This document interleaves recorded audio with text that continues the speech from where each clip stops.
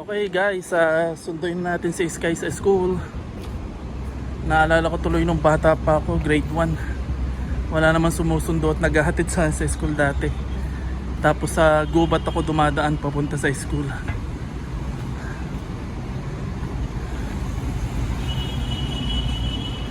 Kasi probinsya yun sa amin eh. Bukid na bukid.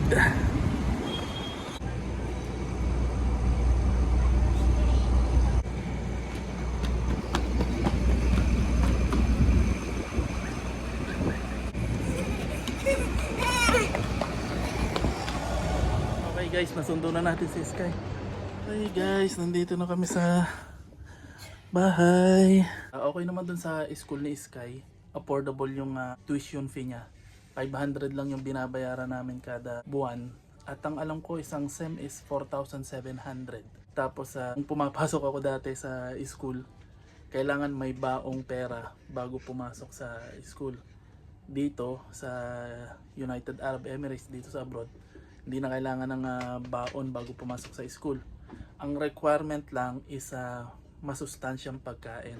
So kailangan ni Sky na magbaon ng masustansyang pagkain pagpasok sa school. Hindi nila ina-allow yung hindi masustansyang pagkain o yung mga junk foods. Kailangan masustansya yung dala ng mga bata sa school. Kaya okay, at saka quality yung edukasyon dito sa school na pinapasukan niya. Magagaling yung teacher. 1 week to 2 weeks marunong na siya magbasa at saka magsulat. Kaya bilib talaga ako. Tapos maraming mga magulang ang naglipat ng mga estudyante dyan sa school na yan. Kaya approve sa akin yung school na to. Ayan naman si mama. Tapos na maligo, papasok naman siya sa trabaho. Nag-duty na. Mama, si Papa ayaw niya ako ipahintay ang classmate, yung isa pang classmate. Bakit? Si Papa kasi sabi niya mainit. Sobrang init. Hindi ko nagdalang payong kasi. Lagi niya kasi hinihintay yung kaklase niya at maglalaro ang init. ganyan At saka ang tagal nung kaklase niya yun. Pero si Khalil okay naman. Oo, lagi yung ganyan. Si Sky gusto hinihintay yung kaklase. Nagre-race sila. Ay, ang dami ng damit mo pala oh. Ha? Panuhan mo na kay mama. No. Palabhan mo na. No. Ayun oh. Ang dami. Okay guys, nakapaligo na ako. Presko na ulit. Yun na nga, yun naman ang pangarap natin bilang isang ama, yung mapagtapos yung ating anak ng school, maging maayos yung buhay nila. At syempre, huwag niyong kalilimutan na alagaan din ng inyong asawa. Kasi yung asawa niyo, mga kasama niyo habang buhay. Syempre, paglaki ni Sky, girlfriend na niya yung mga kasama niya o yung mga kaibigan na niya. Kaya dapat lagi niyong mamahalin yung asawa niyo. Okay? So gusto daw ni Sky ng pakwan, kaya ipagagayat ko muna siya ng pakwan. Favorite ni Sky, watermelon. Diyan din pinaglihi si Sky, di ba? Sa watermelon, no? Ano yan yung lagi mong hinihingi sa akin nung naglilihi ka pa eh. Tsaka cheesecake. Cheesecake tsaka yung strawberry. Strawberry cheesecake at tsaka itong pakwan. Yan lagi yung hinihingi ni Arlene nung buntis pa siya, naglilihi. At tsaka si Jollibee. Ano nga yun? Lagi mong pinapabilisan sa Jollibee, sa Mushrip. Yung Bago ako umuwi. burger steak na tayo. Burger steak ba yun? Basta lagi ka sa... Jolly hotdog. basta lagi ka may pinapabili sa akin noon sa Mushrip. Unang Jollibee na nagbukas dito sa Abu Dhabi, Mushrip Mall na Jollibee.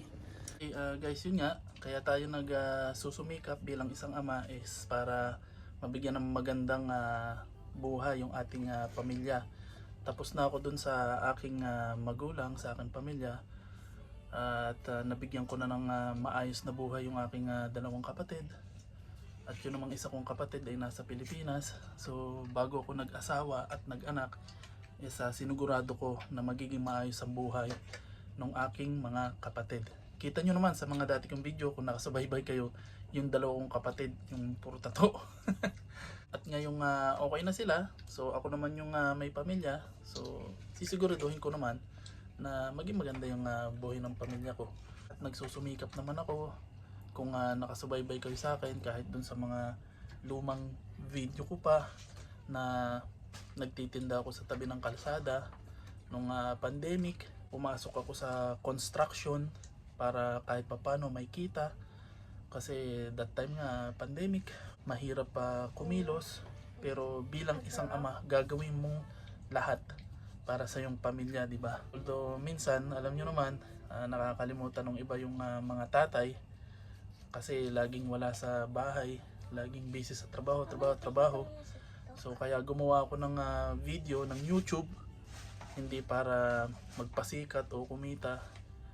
Ang talagang purpose ko kaya ako gumawa ng mga video is maipakita ko kay Sky sa anak ko pag lumaki siya, yung mga struggles ko o yung pagsusumikap ko bilang isang ama sa kanya, para makita niya na binuhay siya ng ama niya ng tama, at saka nagsumikap ang ama niya para sa kanyang kinabukasan. Kaya ako gumagawa ng mga video hanggang ngayon.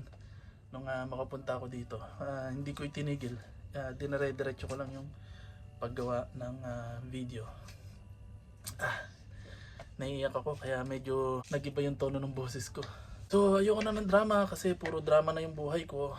Pag maalaala mo kaya, lalong lalo na nung nag-start ako dito, para akong basang sisiw na pumunta dito sa UAE, visit visa. Hindi ko kilala yung nag-visit visa sa akin. Nakilala lang ng nanay ko sa pinagtatrabuhan niya kasi nagkatulong yung nanay ko sa mayaman naming pinsan. Naglabada siya at nagkatulong sa pinsan ko. At yung pinsan ko na yon may paarkilahang van at sumusundo sa mga OFW nga. Yun, doon na-start ang lahat.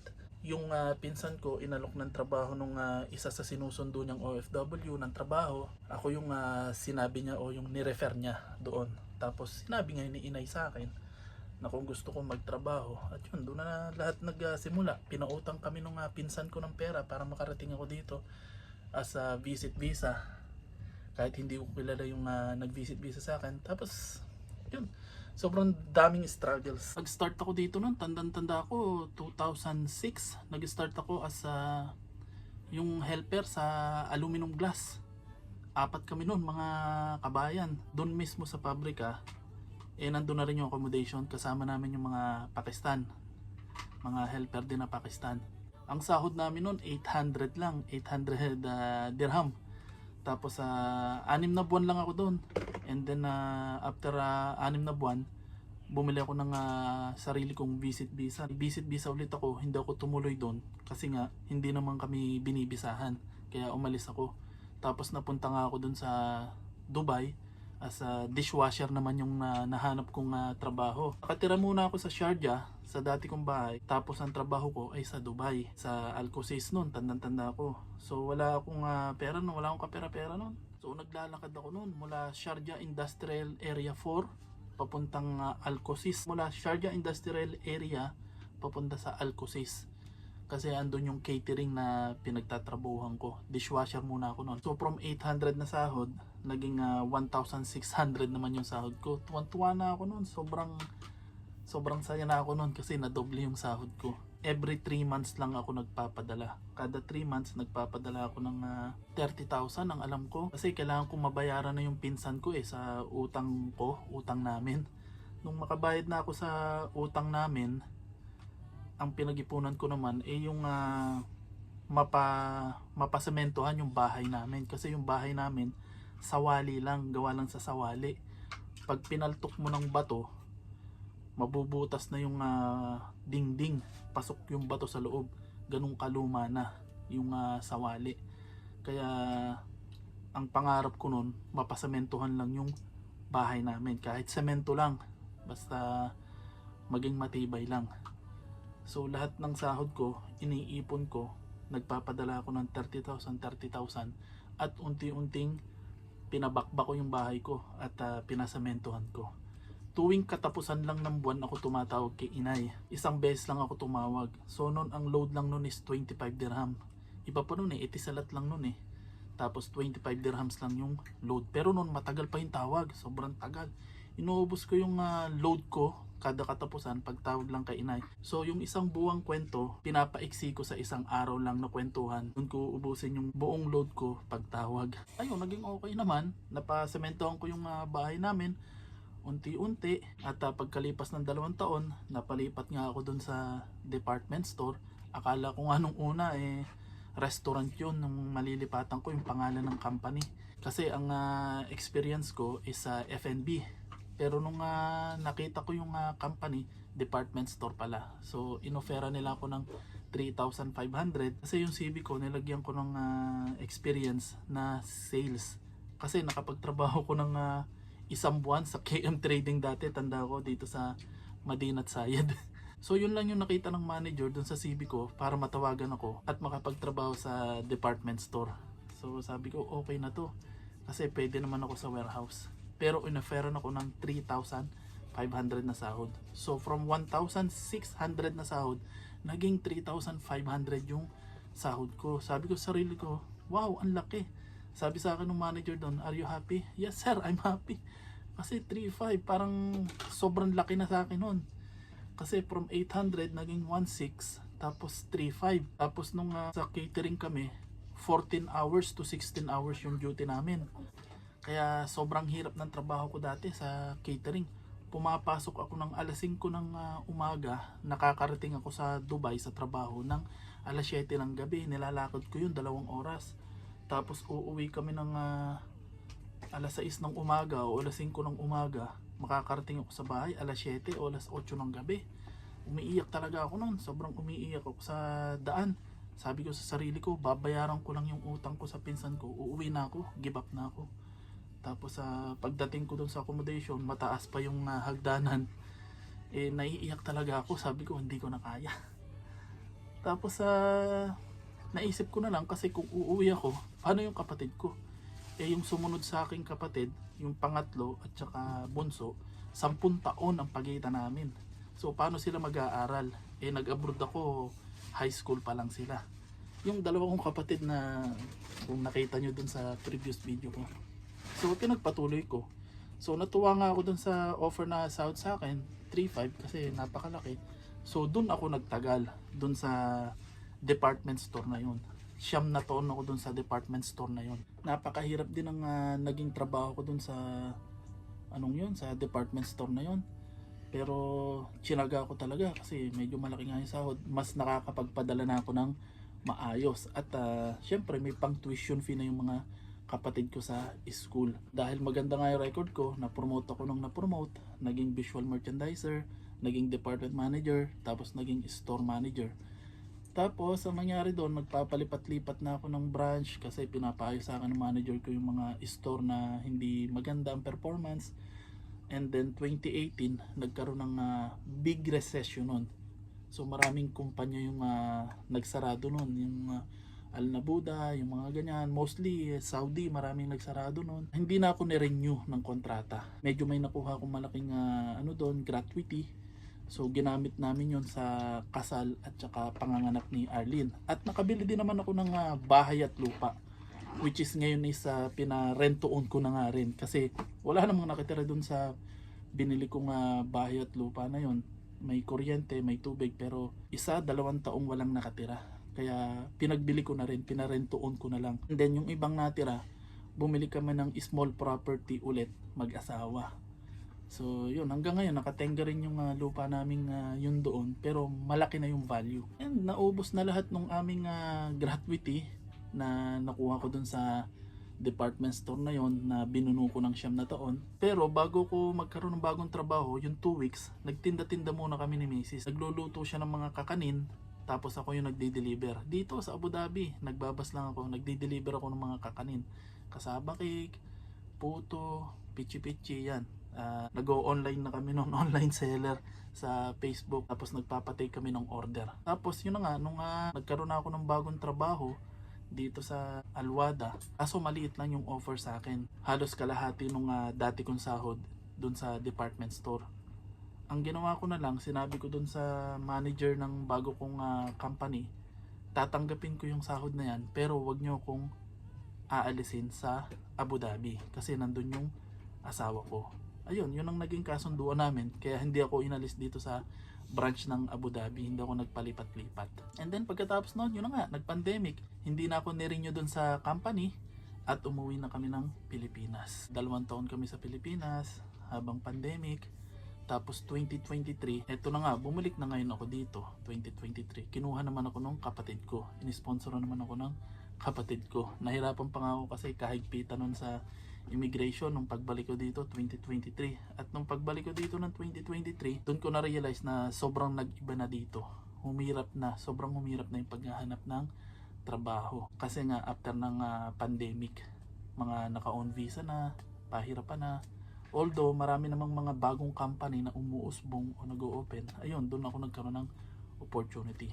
So fast forward, yun, hanggang ngayon, eto, nagsusumika pa rin at marami pa rin pagsubok na pinagdadaanan sa ganitong edad, pero hindi po ako sumusuko. Para sa pamilya ko, maliit pa si Sky, hindi ako susuko. Kasi alam ko na mas mahirap sa Pilipinas. Wala kasi akong makita sa Pilipinas na gagawin ko, magiging trabaho ko. Kasi wala naman akong ganong kalaking ipon. Tapos wala rin naman akong ibang alam na trabaho. Hindi naman ako marunong mag-drive. Kaya sabi ko sa sarili ko, dito na lang ako. At least dito kahit papaano nakakaraos. And update nga pala dun sa apply ko. Mag-iisang buwan na. Actually, isang buwan na. Wala pa rin balita. Nag-message na yung agency na in-applyan ko. At ang sabi nila is malapit na, intayin lang daw. Nag-update na sila. Kaso, ang problema, visit visa ko. So, may expired na naman yung visa ko. Eh di exit na naman kami ni Sky. At hindi ko malaman kung ano ba talaga, kung matutuloy ba talaga yung sabi sa amin ng agency sa aming trabaho. Pasado naman kami, pero bakit hindi pa nag-i-start? O kaya, ba't hindi pa kami pinagpapas ng requirement? Kaya naghahanap-hanap pa rin po ako sa iba. May mga pinalampas na nga po ako dahil nakapasa na nga po ako dito. Kasi maganda po yung opportunity na to na dumating kasi sa government. Medyo mong matibay, hindi magsasara kahit magka-pandemic at magkagera.